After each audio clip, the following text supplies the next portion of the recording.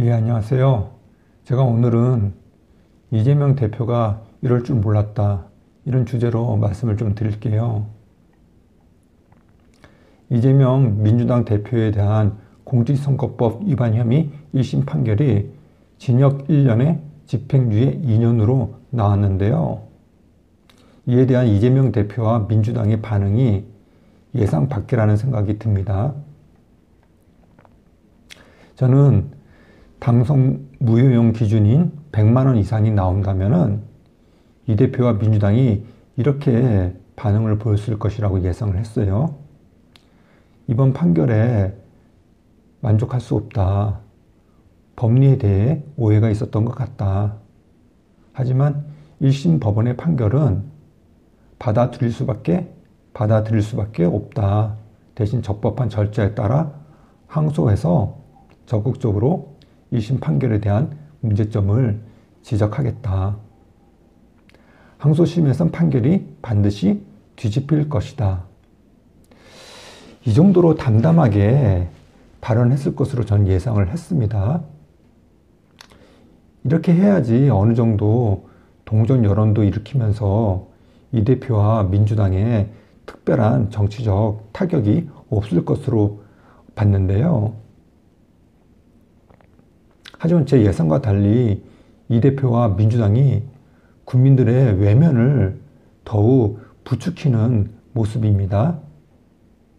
이 대표는 지난 16일 장애 집회에서 자신이 부정부패를 없애고 불의한 자의 책임을 묻고 공정한 세상과 우리 자식들도 희망이 있는 세상을 만들기 위해 죽을 힘을 다해 달려왔다고 목소리를 높였습니다.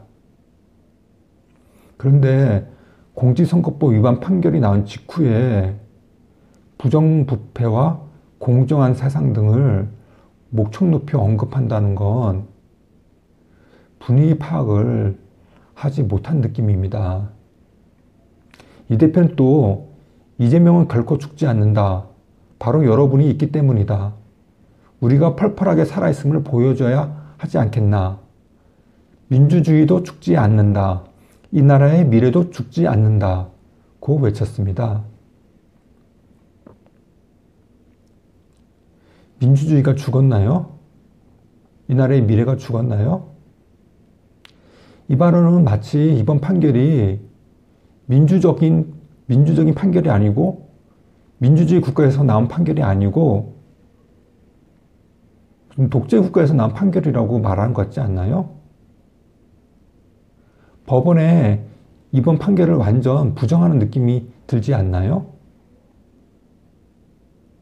실제로 민주당 박찬대 원내대표는 이번 판결을 짜집기 유죄 판결이라고 주장했습니다. 이재명 대표에 대한 이번 1심 재판부의 판결은 사법부 역사에 두고 5점으로 남을 최악의 판결이라면서요. 심지어는 미친 정권의 미친 판결이라면서 검찰 독재 정권의 정적 제거에 부역하는 판결이다. 검찰은 하지도 않은 발언을 왜곡해 증거 조작해 기소하더니 판사는 기억을 처벌하고 감정을 처벌했다. 라고 비난을 했습니다. 이렇게 2심 판결을 완전 부정하면서 물귀신 작전도 썼습니다. 김건희 여사와 윤석열 대통령도 처벌받아야 한다고요. 이런 가운데 민주당 최민희 의원은 이 대표에 대한 1심 판결 이후 당내 비명계의 움직임이 시작됐다는 보도와 관련 비명계가 움직이면 죽는다.